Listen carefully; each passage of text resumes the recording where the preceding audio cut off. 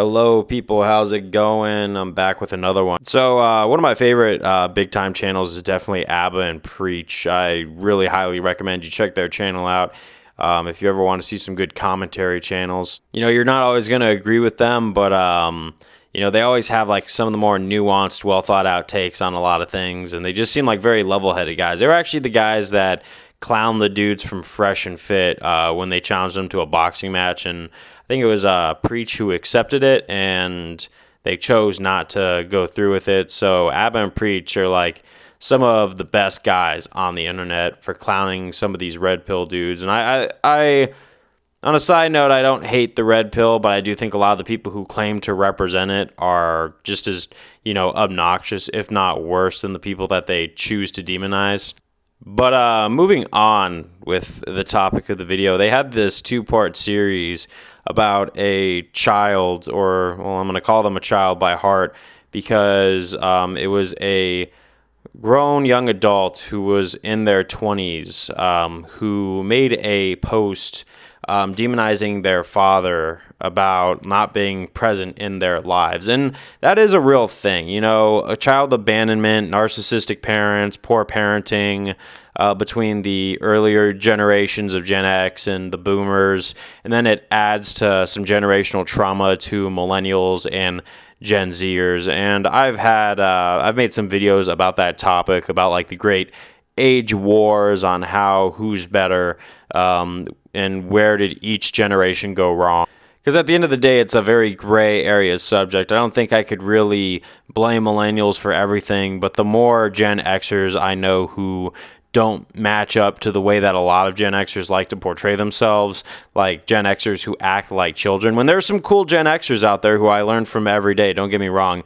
Like my current jiu-jitsu coach, he's a Gen Xer, and he's one of the wisest guys I know. But there are some Gen Xers that I've worked with that act like total children. Just like there are certain people in my age group of the Gen Zers and the millennials, and we get along very well because they are very nuanced people, like the type of people I would like to have a room with. And then there are some of us who are just flat out entitled as heck. And if you would take this girl's story at face value, it seemed like he just basically abandoned. But then once added proper context, it was basically the thing was that the dad did provide for the family and the daughter in access. Like there was a startup for real estate somewhere where she could live.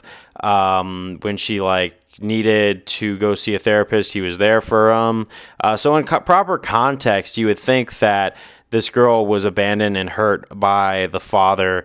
And when context was added, the father really did go above and beyond despite not being present in the mother's life, just because of, divorces and everything like that. Not every marriage works out. I really want to make sure that when I have kids that I'm with a woman who I'm compatible with, just because I don't want my kids to grow up in a broken home. I grew up in a home that had a mother, father present, and, I will be the first to say that every family has its issues. Now, my older brother sometimes gets on my nerves, even as adults. My mom and we will have our disagreements on stuff. Me and my dad, we don't always see eye to eye, but that doesn't mean that they weren't present in my life. Now, could I look back and say that there are things that they could have done better, that could have had a better outcome for me or made things easier for me?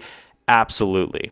But I'll listen to different stories that my parents went through with their parents. And, my dad's parents kind of seemed like they were very principled people that just didn't want to misbehave. And my dad would be the first to tell you that he wasn't the most behaved person in his valley. He used to go out smashing mailboxes when he was a teenager. He was part of that generation. So when he saw that his father would punish him, he said, I usually 99% of the time, I had it coming to me. My mother, on the other hand, when I listen to her childhood stories of her mother now, that is some serious generational trauma, and it gets me to understand where my mom acted the way she did sometimes, because she didn't grow up in the most emotionally guiding household. So, for her to sometimes be a little, trigger happy and a little, eccentric. I understand that. Now, sometimes did that have effects on me as a child? It kind of did. I will be honest to say that, but I don't think that my mom didn't love me, and I don't think that she hated me, but definitely there were some wounds to be healed. And there was actually a period in time where I actually snapped at my mother, and we went through about a year or so period of a lot of silence. Now, we were part of each other's lives, but there was a lot of instances and feelings that we did have to work through together. Now, I never condemned them. I never said she never did her job as a mother in certain areas. When it came to getting advice, I would usually go to my dad, but she was always there to cook, clean, be that stay-at-home mom for the most part, take care of the dogs. So you have to give credit due where credit's due, because some people are just born with certain handicaps in their life. But then I will talk to some people my age who have similar situations and then non-similar situations, because they basically put it out there that their parents were terrible, never did anything for them. And then you learn stories like this where the parents provided them for their first car or something like that. And I'm going to be honest, I got my first car from my family, but I had to keep up with my GPA. I had to keep up with my schoolwork. I had to do the things that I needed to do, and my parents provided me the environment that would make things a little bit more stable. If I chose to slack off, then yeah, I was punished for it. I would have things restricted from me. Overall, just a wild time. Sometimes when I just didn't do what my mom or dad wanted to do. So there was a lot of, you get rewarded by doing what you're supposed to, and you don't get rewarded when you don't do what you're supposed to. But having said that, it seems like a lot of these children, especially ones that, live in these big cities, I've realized, they're the ones who grow up with some of the most stable family households out there, kind of, or at least in a financial thing. And yes, when your parents are providing for you financially, it doesn't necessarily mean that they're fulfilling every aspect of a parental figure necessary. What I recommend for those people is to go and seek a wisdom guide or something like that, someone you would want to learn from to kind of fill that void. Because, there are parents out there who will just not provide for their children at all, and the state's still trying to run them down. But a lot of these very spoiled kids, right? And these are the ones that give the rest of us a bad name, where sometimes I could show up to a job and these older people are already expecting me to be entitled or be on my phone or, be something different than what I'm not, because I really try not to throw myself in with the lowest common denominator of my generation. And sometimes I don't think it's fair, because sometimes I have things projected with confirmation bias from the older crowd, where if they see me on my phone for 5 seconds and I'm just probably checking an email, or I'm on my lunch break watching a YouTube video or something just to pass the time so I can enjoy my break, or I'm just staring off into space, then there's a little bit of confirmation bias where they think I'm just like that person who spends morning to night on Instagram, clout chasing, all that stuff. No, I mean, I chase clout on the off hours, don't get me wrong, but 24/7, that's just not me. And there could be a spectrum where maybe a lot of these Gen Xers have had really bad experiences with a lot of these millennials and Gen Zers, and how they typically tend to bounce off one another and trigger each other. So there's a lot of more nuance to this divide, but there's a lot of cases where I'm looking at this and it's like, okay, definitely one was in the wrong or the other was in the wrong.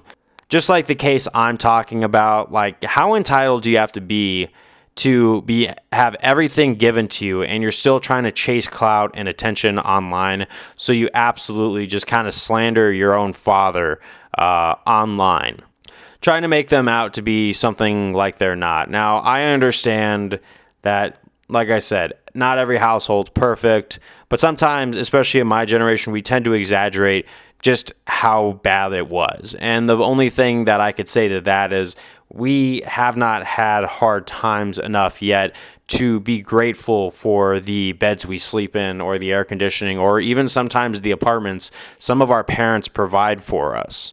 I'm going to be honest, when I got out, I did my first apartment all by myself, and I lived with a couple of roommates, and I was actually paying a majority of the rent because I was living with two very entitled people from my generation. So trust me, beyond anything, I know what it's like to live with people from my generation who are fitting the bill of entitlement and negligent, because if you pay their rent once, they're going to expect you to pay it the next month. And I went through that for about 9 months until we got an early lease agreement with the landlord, because they were trying to sell the unit to somewhere else. He did me a solid. After that, I moved home for a couple of times, and then I was saving up enough to put down a little bit of a deposit on a place that I could actually own and just pay the HOA fees on and the mortgage. And I actually did get a little bit of assistance from my father. Now, the thing is my father has always kind of like, we're not always going to see eye to eye, but I would never, ever disrespect him or say that he hasn't done anything for me after he cut me that little bit of a deal where he actually contributes to something that I was trying to build, because he saw I was trying to put in the effort, and he said, here, let me give you a little bit of a boost because you're really trying really hard right now. And even that of itself is kind of, is without a doubt a blessing, where I'm like, okay, wow, my hard work's getting recognized. There's a lot of kids out there whose hard work never gets recognized. And when you see, kids like that who have everything handed to them on a silver platter and they're still not grateful, those kids that are trying, that don't have all those cushions, all those things, they have to suffer, because then Gen X looks at the worst case scenario, looks at the hardest worker and bunches it all in together. Now, is that on Gen X? Maybe ask a little bit more questions, maybe get to know someone a little bit more in their individual situation before you judge. But what do you think? On a spectrum, do you think it's always narcissistic parents, or do you think it's always entitled children? That's the question of the day. I just wanted to get that out there. But, if you have family that is helping you out, providing for you financially even, just know that might just be their love language. Providing, income is always an action that says, I love you. Because if they didn't love you, I don't think you'd see those checks rolling in, or would you see them throwing you any percentage of that check. But that's what I have to say about that, and I will see y'all on the next one.